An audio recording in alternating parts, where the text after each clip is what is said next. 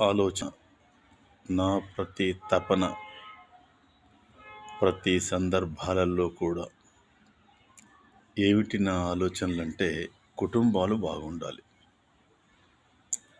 ప్రతి ఒక్కరు గూడా భార్య పిల్లలతో, తల్లిదండ్రులతో, తోబుట్టువులతో, బంధువులతో హాయిగా, సంతోషంగా గడపాలి. చాలామంది ఏమనుకుంటుంటారంటే సంతోషంగా బ్రతకడం అంటే పెద్ద పెద్ద భవనాలు, విపరీతమైన బంగారము, అనేక రకాల వాహనాలు ఇవన్నీ ఊహించుకుంటుంటారు. అలా అవసరం లేదు. భగవంతుడు ఏది మన ముందు పెడితే దానినే పంచభక్ష పరమాన్నంగా భావించి మనం హాయిగా ఉంటామో మనస్సు బాగుంటుంది. మనస్సు బాగుంటే శరీరం బాగుంటుంది. శరీరం బాగుంటే సంపూర్ణంగా ఆరోగ్యవంతులుగా ఉన్నట్టే లెక్క.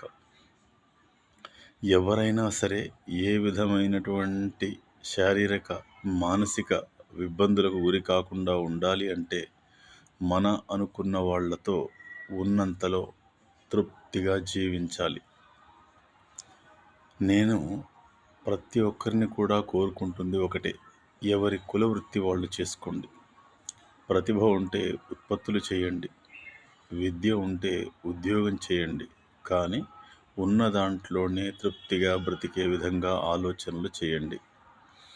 ఇప్పుడు ఎంటర్‌టైన్‌మెంట్ అనే ఒక పనికిమాలిన ఇంగ్లీష్ పదాన్ని పట్టుకొని సినిమాలకు, షికార్లకు, పార్కులకు, క్లబ్బులకు, పబ్బులకు వెళ్ళి ఎక్కడెక్కడో ఎవరెవరో ఏ విధంగానో తయారు చేసినటువంటి ఆహారాన్ని సేవించి వృధాగా ధనాన్ని వెచ్చించి దానినే సంతోషంగా భావిస్తున్నారు.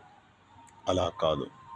ఒక్కసారి ఏ కేంద్రానికైనా వెళ్ళి రావాలంటే 50,000, 1,00,000 ఖర్చవుతుందని కొంతమంది చెప్తుంటారు.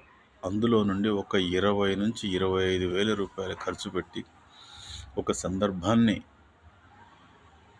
పురస్కరించుకొని ఆ సందర్భంగా మన అనే బంధువులందరినీ పిలుచుకొని చక్కటి దైవ కార్యాన్ని చేసుకొని అందరితో కలిసి పప్పుతో హాయిగా భోజనం చేసి చూడండి.